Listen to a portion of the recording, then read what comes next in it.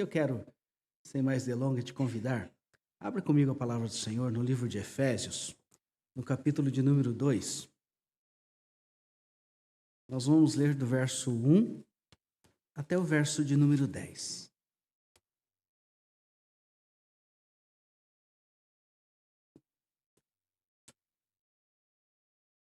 O texto não é o mesmo que o pastor pregou pela manhã, tá? Mas lembrando que o texto do Gels é o texto da pregação de manhã, tá bom? Efésios capítulo 2, verso 1 até o 10. Todos encontraram? Amém? A palavra do Senhor nos diz assim: E ele vos deu vida, estando vós mortos nos vossos delitos e pecados, nos quais andastes outrora, segundo o curso deste mundo, segundo o príncipe da potestade do ar, do espírito que agora atua nos filhos da desobediência, entre os quais também todos nós andamos outrora, segundo as inclinações da nossa carne, fazendo a vontade da carne, dos pensamentos, e éramos por natureza filhos da ira, como também os demais. Mas Deus, sendo rico em misericórdia, por causa do grande amor com que nos amou, e estando nós mortos em nossos delitos e pecados, nos deu vida juntamente com Cristo. Pela graça sois salvos.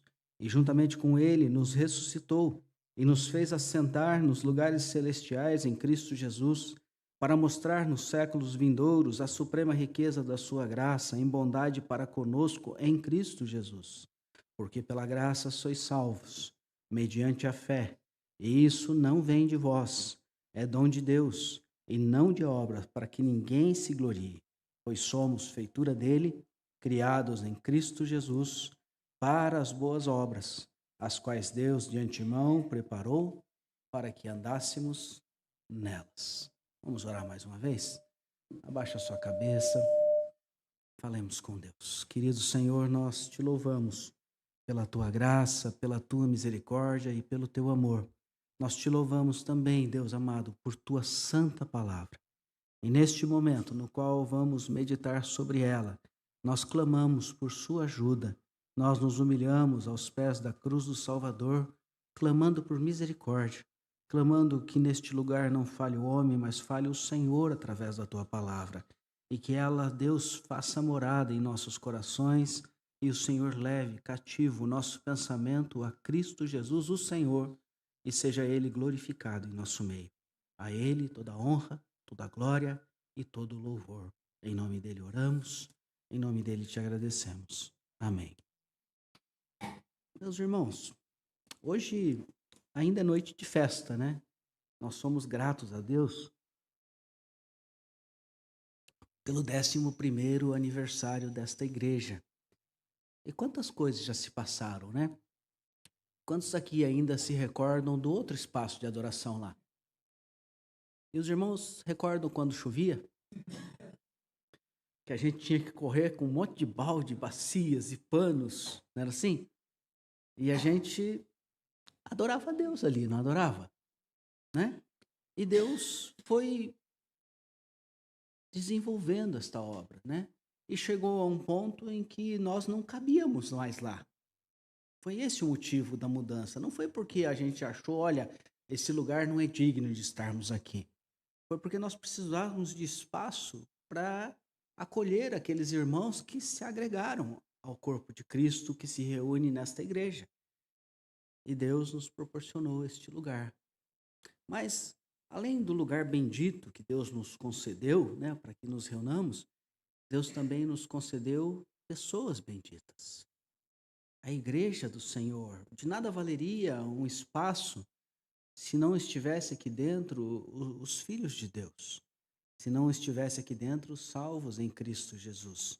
Deus nos deu crianças, Deus nos deu jovens, Deus nos deu adolescentes, Deus nos deu pessoas mais maduras. E cada um de nós é chamado a esse serviço, a esse ajuntamento santo para adorarmos ao Senhor. E nós temos visto a importância da igreja nesse livro de Efésios. Pastor Léo já pregou 4 mensagens, né, no capítulo 1. E ele vai continuar.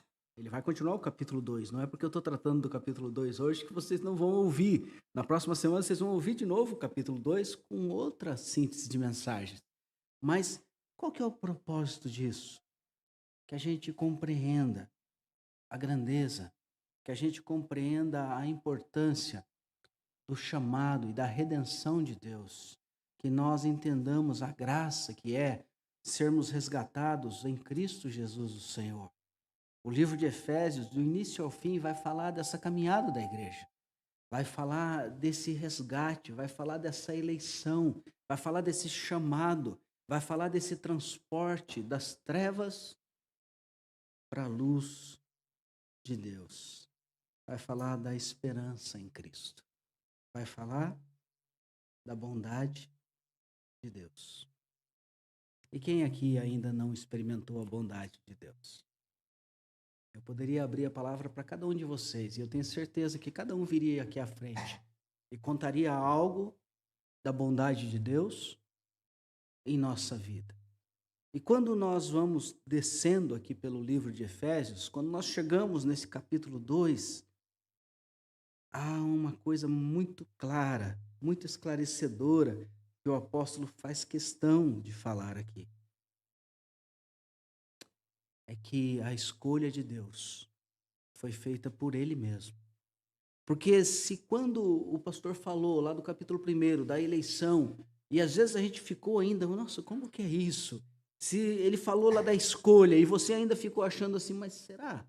Será que não fui eu que aceitei a Jesus? Será que não fui eu que escolhi a Jesus?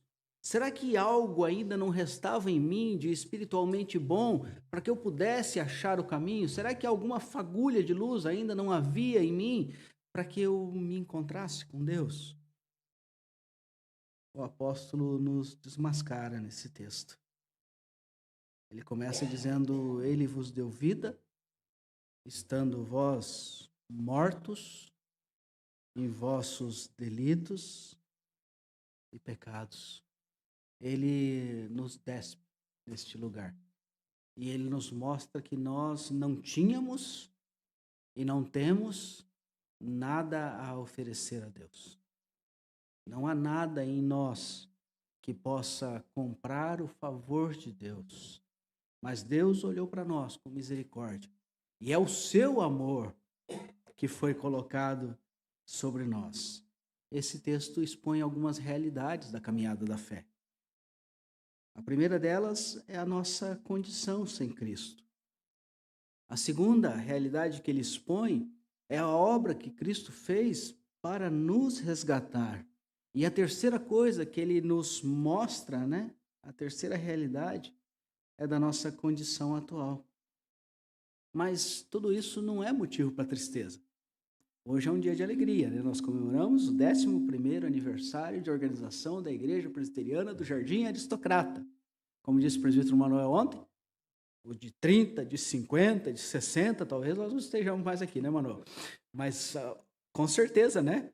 Nosso presbítero Luca vai estar aqui, a presidente da SAF, Eloá, vai estar aqui, né? E nós teremos aí uma igreja pujante, pregando a palavra de Deus. Haverá pastores, haverá diáconos, haverá presbíteros neste lugar, se Cristo não retornar antes, né? Mas nós sabemos que essa igreja vai caminhar para o futuro, fazendo aquilo para que Deus a comissionou, para que seja feita. Mas esse motivo não é de tristeza reconhecer essas coisas diante de Deus, mas de alegria. É motivo de gratidão. E nós queremos começar essa meditação pensando isso. Você é grato por estar aqui? Você é grato por ter sido resgatado por Deus? Nossa irmã Cláudia sempre lembra, né? Eu quero agradecer a Deus pela salvação em Cristo Jesus. Irmãos, nós somos gratos pela salvação em Cristo Jesus? Nós entendemos isso. Eu penso em Cristo, que esse texto nos dá motivo de sobra para nos alegrarmos na salvação em Cristo. Quando eu pensava hoje de manhã no texto para essa noite, né, houve um desencontro de informações entre nós do conselho, e aí a gente conversava disso, né, ontem à noite. O pastor falou assim: pastor, eu esqueci. Falei: não tem problema não. Né, a gente faz, né, que é pregação livre. Eu falei: pode deixar que tá tudo certo. Pode ir tranquilo, lá cumprir o compromisso do presbitério. Mas, quando eu pensava ontem à noite sobre a mensagem desse dia, e eu meditava nesse texto de Efésios capítulo 2, eu me lembrei de uma história lá do Antigo Testamento. E é algo que faz muito peso, né? Não um peso de tristeza, mas um peso teológico no meu coração, que faz parte da minha caminhada com Deus lá para o final dos anos 90, quando Deus me encontrou. E é o texto lá do segundo livro de Samuel, no capítulo 4. Tem uma história lá de um jovem, só marca, tá? Capítulo 4, verso 4 de 2 Samuel, depois você lê em casa, que senão é muito texto para lermos aqui. Mas esse texto conta a história de um menino chamado Mefibosete. Esse menino era filho de Jonatas, o amigo de Davi. E quando Jonatas cai na batalha de Gilboa e morre Jonatas e Saul, naquele tempo se matava toda a descendência real, né, para que ninguém reclamasse o trono. E quando começam a matar os herdeiros do rei, a babá dessa criança, chamado Mefibosete, foge com ele. Ele era só um bebezinho. E ela tenta fugir para salvar a vida daquela criança, mas no desespero da fuga, ela derruba aquela criança e ela foge para um lugar ermo. E não tem cuidado. E aquela criança fica com deficiência nas duas pernas. Ela fica aleijada. Ela fica, como a Bíblia diz, coxo de ambos os pés. E ele foge para uma terra chamada Lodebar, a terra de Maquir. E essa terra é interessante porque esse nome, lo, é uma preposição que indica não em hebraico, né? Então, sempre que a gente vê lo, é porque é não alguma coisa. E debar é lugar seco ou pode ser também palavra, né? Davar, palavra. Então, Lodebar é lugar sem pasto ou sem palavra. É um lugar seco. É um lugar de morte, né? É um lugar sem recursos. Essa criança é levada para esse lugar. E aí o texto de Samuel cita essa criança e prossegue contando a história para a qual ele vai contar, que é a história do rei Davi. E quando lá no capítulo 9 o rei Davi é coroado rei sobre todo Israel, não mais só sobre o Judá, Davi se lembra de uma conversa que ele teve com Jonatas lá atrás, quando ele fugia de Saul. E Davi diz assim para os servos dele: olha, eu prometi para o Jonatas que ia cuidar dos descendentes dele. Tem alguém ainda? Sobrou alguém ainda da família do Jonatas para que eu possa usar de misericórdia com eles? E aí os servos de Davi chegam para ele e falam assim: tem um menino, um moço hoje, que mora lá na terra de Lodebar. Ele é coxo de ambos os pés, ele está numa condição assim, assim, assado. E Davi diz assim: traz ele para mim, traz ele para mim. E eles vão até essa terra, traz um servo chamado Ziba, que traz o moço diante de Davi, e aquele moço chega diante de Davi morrendo de medo de morrer, né? Porque ele era da descendência real, Davi era o rei. Para preservar a descendência, mata o descendente do rei, né? Ele achou que Davi ia executar ele. E quando ele chega diante de Davi, Davi fala assim: olha, por amor de Jonatas, teu pai, eu vou te recolher comigo. Você vai viver na minha presença, você vai sentar à mesa como um dos meus filhos. E eu vou cuidar de você. Aquele menino, ele é transportado de um lugar de extrema tristeza, sofrimento, e ele é colocado na presença do rei. E ele é levado para um lugar de honra, ele é colocado entre os nobres, só porque ele era filho de Jonas. E Davi honrou o pacto que ele fez com Jonatas. Mas onde que eu quero chegar com essa história, meus irmãos? Porque esse texto de Efésios, ele conta mais ou menos essa história. Ele vai falar de uma das grandes questões teológicas entre nós reformados presbiterianos e os arminianos. Porque o arminiano vai dizer assim: olha, há ainda alguma coisa em mim porque eu aceitei a Jesus. E nós vamos dizer: não, não tem nada de bom em nós, nós fomos aceitos por Jesus. É Ele que nos tocou, foi o Espírito que chegou até nós e nos convenceu do pecado, da justiça e do juízo. Eu não tinha condições, na minha ignorância, na minha cegueira espiritual, de encontrar Jesus. Mas Jesus me encontrou, nos encontrou. É por isso a nossa gratidão, de saber que se estamos aqui por graça, por bondade de Deus na nossa vida. O verso 1 vai dizer assim, que nós estávamos mortos em delitos e pecados. Você já viu morto fazer alguma coisa? Quando a gente vai num velório, né? E está ali o corpo, ele cuida das coisas ali do velório dele?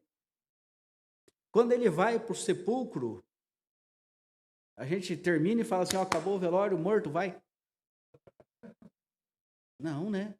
Nós pegamos ali o esquife e temos que carregar, né? Temos que levar, né? Às vezes a gente fala assim, não, quando eu morrer, como vai ser? Esses dias alguém me perguntou isso, eu brinquei. Eu falei, olha, quando eu morrer, uma coisa eu tenho certeza, alguém vai ter que me enterrar. Porque senão eu vou ficar fedendo por aí. Né? É óbvio. Por quê? Porque morto apodrece. Morto é morto. Morto não fala, morto não escolhe. Morto não aceita nada. É por isso que nós não aceitamos Jesus.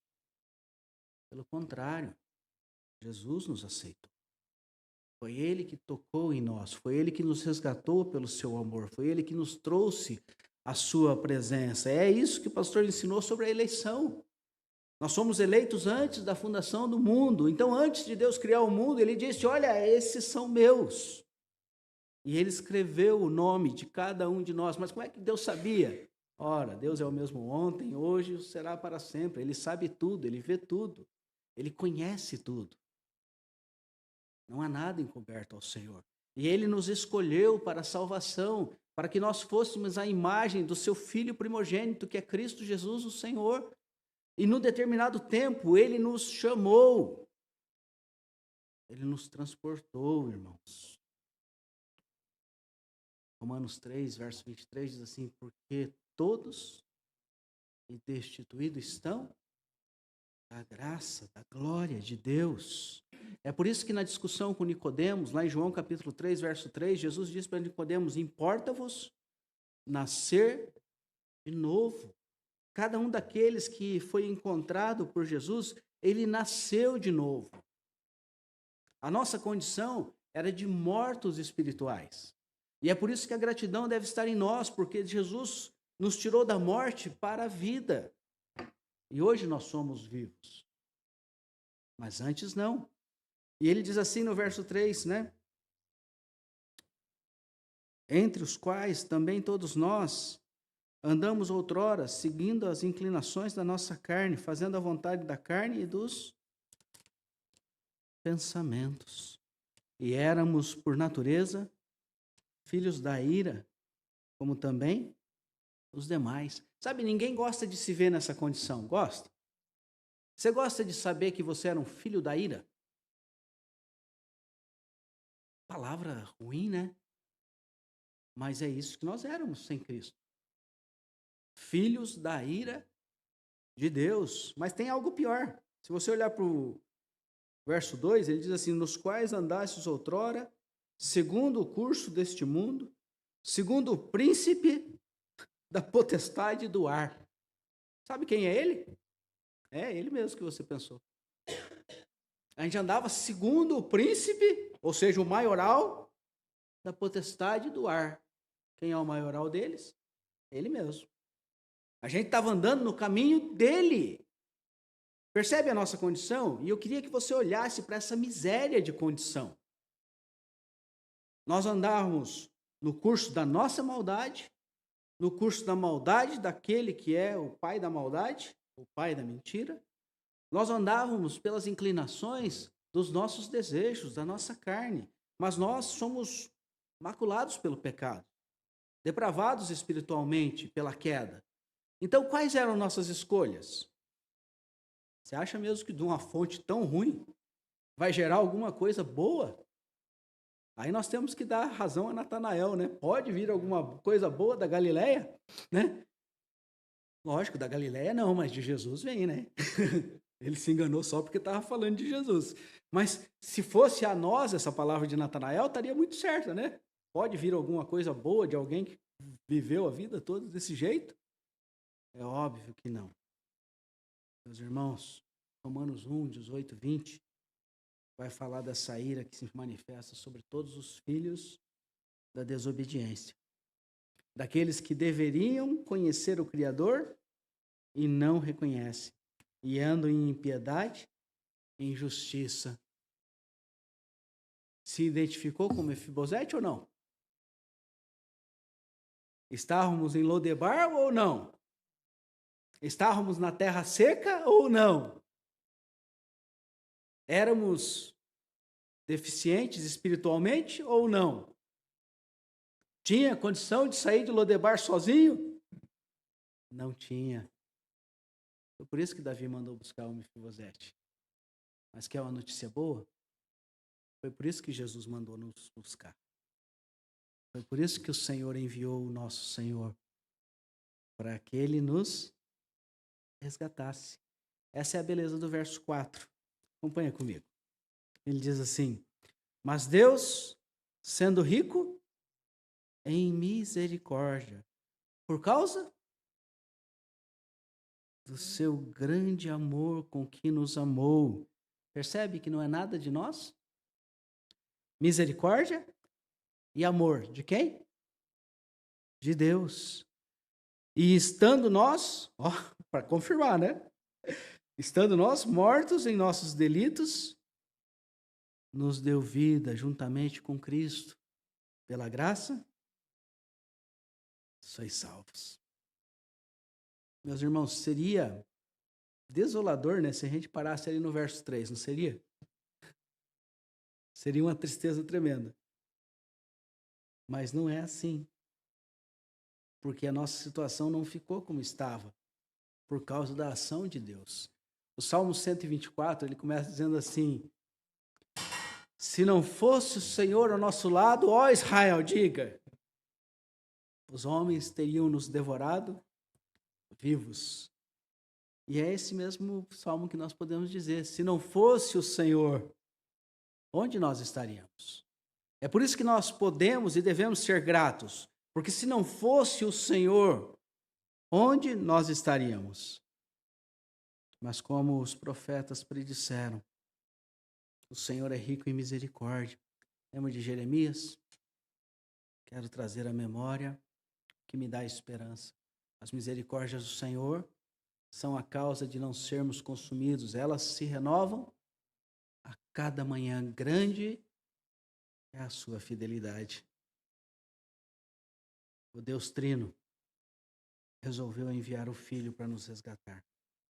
Ele resolveu enviar o Filho para fazer aquilo que nós não poderíamos fazer. Nos transportar das trevas para o reino da sua luz. Foi isso que ele fez.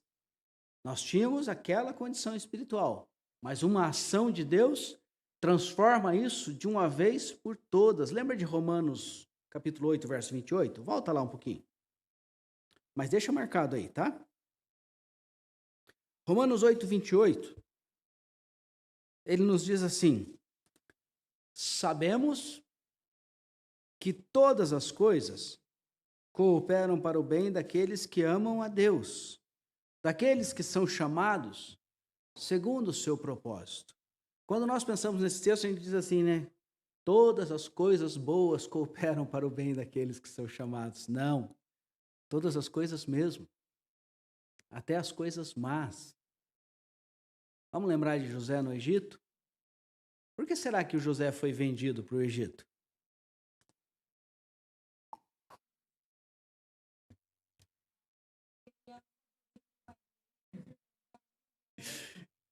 Isso, José. Tá bom. Esse é o motivo dos irmãos, mas o motivo de Deus. José vai dizer para que muita vida fosse salva. Percebe?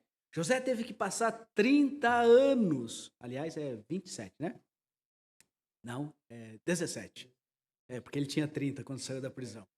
Ele tinha 13 quando foi vendido. 17 anos de escravo, para que muita vida pudesse ser protegida. Deus, em sua infinita misericórdia, ele age para o bem de todos os salvos. Todas as coisas cooperam, mas eu quero que você preste atenção na sequência, porque ele diz assim: porque os que de antemão conheceu. Como assim de antemão conheceu? Quer dizer que Deus te conheceu antes. Lembra de Efésios? Nós somos eleitos antes da fundação do mundo. Quando Deus te conheceu? Antes da fundação do mundo. O pastor Brasil não tinha nascido, mas Deus já sabia. Deus já te conhecia. O profeta Jeremias diz assim: ainda quando eu estava sendo formado no ventre, Deus disse: você vai ser profeta. Nada acontece por acaso no reino de Deus. Nada acontece por acaso na nossa vida. Tudo tem permissão de Deus. E tudo é para o nosso bem. Nós precisamos confiar em Deus. Ainda quando as coisas não fazem muito sentido, nós temos que olhar para Deus e falar: Senhor, cuida de mim. Eu não sei o que o Senhor está fazendo, mas eu vou confiar naquilo que o Senhor está fazendo. Eu vou esperar no Senhor. Eu vou fazer como Abacuque. Eu vou escrever numa placa. Eu vou olhar e aguardar em silêncio a salvação que vem do Senhor. Deus é bom e a sua misericórdia dura para sempre. Irmãos, também nos predestinou. Então Deus, além de nos conhecer, nos predestinou para sermos conforme a imagem do seu Filho, a fim de que ele seja o primogênito entre muitos irmãos. E daí o apóstolo ainda diz assim: e aos que ele predestinou, a esses também chamou. Alguém que está aqui não foi chamado por Deus? Se você está aqui hoje, é porque você ouviu o chamado de Deus. É porque você atendeu o chamado de Deus. Aliás, isso é a definição de igreja. Aqueles que ouvem o chamado e que se dispõem a estar reunidos para ouvir a voz de Deus e obedecer aos seus mandamentos. Essa é a definição de igreja. Você ouviu e você entendeu isso, você foi tocado pelo Espírito para compreender isso. E aos que predestinou, a esses também chamou, e aos que chamou, a esses justificou. Às vezes nós não entendemos essa palavra. A justificação é o ato que Deus tira de nós as roupas sujas do pecado e nos veste com as roupas de Cristo Jesus. É por isso que lá no profeta Zacarias, quando ele tem a visão, ele vê o sumo sacerdote Josué sujo, com roupas imundas. E Deus diz assim a ele: olha, troque as roupas de Josué, dá um turbante novo para ele, porque ele vai me representar. Foi isso que Deus fez com a gente. Deus pegou os nossos pecados, atirou no mais profundo mar e disse assim: dê roupas novas a eles, porque eles são meus. Eles serão para mim reino e sacerdócio. É por isso que nós temos que nos alegrar na presença do Senhor. É por isso que nós precisamos nos alegrar na salvação em Cristo. A misericórdia nos alcançou. Nós fomos transformados. Filhos santos de Deus, sacerdócio real. E aos que justificou, a esses também glorificou. O verso 5 aí de Efésios, volta lá. Diz assim: estando nós mortos em nossos delitos, nos deu vida juntamente com Cristo. Pela graça, sois salvos. Lembra de Efésios 1, verso 3? Ele começa assim: que Deus nos abençoou com toda sorte de bênção nas regiões celestiais. Lembrou do presbítero Manuel orando, né? Deus concede toda sorte de bênçãos espirituais a ele. É bem isso. Ele estava falando dessa realidade. Nós que estamos com Cristo, nós já morremos com Cristo. Mas porque nós morremos com Cristo, nós também já ressuscitamos com Cristo. É por isso que as bênçãos sobre Cristo são as nossas bênçãos. Tudo aquilo que Jesus conquistou na cruz já é nosso. Nós precisamos compreender essa realidade espiritual. A nossa condição era miserável. Hoje não mais. Hoje nós somos eleitos de Deus, amados do Pai. É motivo de alegria ou não? É motivo de dar glória a Deus ou não? Pastor, nós não somos pentecostal, mas pode dar glória a Deus sim, que não é pecado não, né? Tem que ser sincero, né? Não pode ser um jargão religioso. Mas não é pecado dar glória a Deus, porque é isso que nós sentimos no coração. Glória ao Cordeiro, que nos salvou, que nos resgatou, que nos livrou. Abre comigo Colossenses 1, um pouquinho para frente aí. Colossenses capítulo 1, verso 3, diz assim, ó. Achou? Colossenses 1, verso 3. Damos sempre graças a Deus e Pai de nosso Senhor Jesus Cristo, quando oramos por vós, desde que ouvimos da vossa fé em Cristo Jesus e do amor que tendes para com todos os santos, por causa da esperança que vos está preservada no céu, da qual antes ouvistes a palavra da verdade, que chegou até vós como também em todo o mundo, e está produzindo fruto, crescendo, tal como acontece entre vós, desde o dia que ouviste e entendeste a graça de Deus, segundo foste instruídos por Epáfras. Queridos, do que ele está falando? Ele está falando desse transporte, dessa vida nova que ele vai nos dando. E isso se manifesta em ressurreição e vida. Em ressurreição e vida.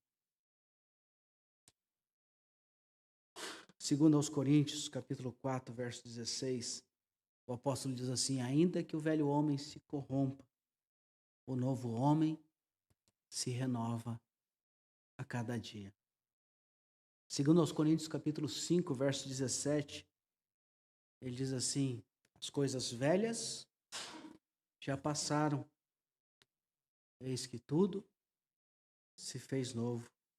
Irmãos, a ação empreendida por Deus a nosso favor é Cristo Jesus que nos resgatou.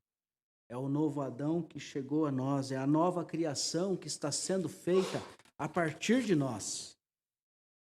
Você consegue entender isso? Que você faz parte da nova criação? Aquela criação feita em Adão, ela vem até a plenitude do tempo que é Cristo. Até ali é a criação em Adão. Em Cristo, para cá, é uma nova criação. Mas não é para todos. É só para aqueles que foram chamados. É só para aqueles que foram eleitos. É só para aqueles que entenderam o evangelho do Senhor e, tocados pelo Espírito, disseram sim, Senhor. Aqui estamos.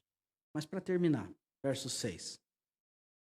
Ele diz assim: e juntamente com ele nos ressuscitou e nos fez assentar nos lugares celestiais em Cristo Jesus,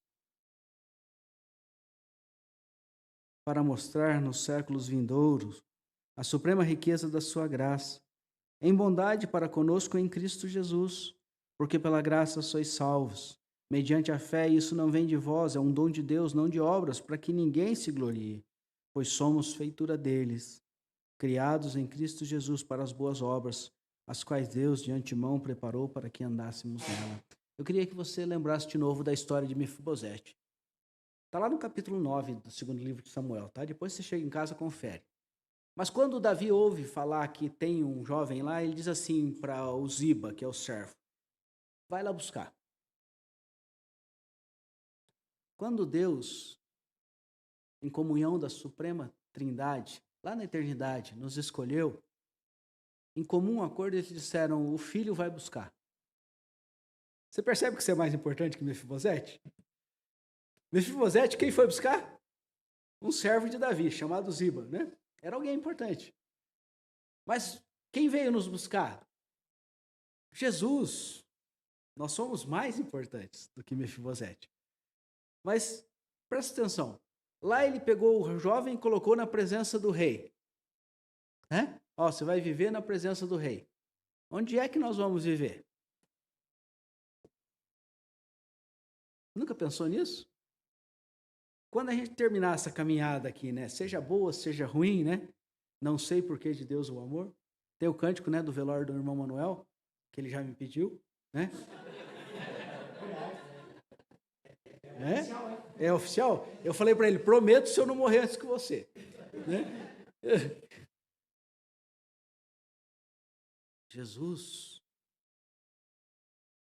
vai estar com a gente para sempre. Nós vamos estar para sempre na presença do Rei. Nós vamos estar para sempre assentados à mesa do Rei. Nós vamos estar juntos do nosso Rei. O nome dele é Jesus. Foi isso que ele nos prometeu. É isso que a Bíblia toda nos diz. É por isso que nós, quando olhamos para essa verdade, nós precisamos nos alegrar. Irmãos, não se preocupe, o pastor Léo vai esmiuçar todo esse texto com os irmãos, tá? Ele vai voltar e ensinar desde o primeiro verso, que ele vai dividir isso aqui em umas 3 pregações. Mas eu queria que nós entendêssemos isso. Volta de novo para Colossenses. Pastor, de novo. Agora o 1, verso 13. Ele diz assim: Ele nos libertou do império das trevas e nos transportou para o reino do Filho do seu amor. Percebe? Ali em Efésios está dizendo, no capítulo 2, que a gente estava sob a influência de quem mesmo? Nos quais andastes outrora, segundo o príncipe da potestade do ar. Aquele cidadão mesmo. O verso 13 diz que ele nos libertou do império das trevas. Quem que era o imperador das trevas? Aquela potestade do ar. Ele nos transportou para o reino do Filho do seu amor. É por isso que Efésios está dizendo assim: e juntamente com ele nos ressuscitou e nos fez assentar nos lugares celestiais em Cristo. Nós já estamos assentados nos lugares celestiais em Cristo. Por quê? Quem é nosso sumo sacerdote? Onde ele está assentado? À direita de Deus Pai, o Todo-Poderoso, de onde intercede por nós dia e noite, é o que diz o livro de Hebreus. Nós já estamos lá representados por Cristo e é para lá que nós iremos. É o já e ainda não que os teólogos dizem. A nossa realidade espiritual já mudou. Nós já fomos transportados, nós já fomos ressuscitados em Cristo. Ah, pastor, mas não é só quando Jesus voltar, que o corpo voltar para a alma e ligar tudo? Sim. Mas quando começa a tua vida eterna? Não sabe? Quando a gente morrer? A tua vida eterna começou já. A tua vida eterna, a nossa vida eterna começou quando nós cremos em Cristo Jesus. Nós não morremos mais. Nós mudamos de lugar. Mas nós viveremos para sempre. O preço já foi pago, o resgate já foi concluído. Cristo mudou a nossa condição, ele nos transportou do reino da potestade do ar para o reino do Filho do seu amor. Romanos capítulo 8, verso 11, diz que o Espírito que ressuscitou Jesus também nos vivificará a cada momento. Efésios capítulo 4, verso 23 e 24, nos convida a nos revestir do novo homem em santidade e justiça. O verso 8 aqui de Efésios diz assim: porque pela graça sois salvos, mediante a fé. E isto não vem de vós, é dom de Deus. Isto o quê? A fé.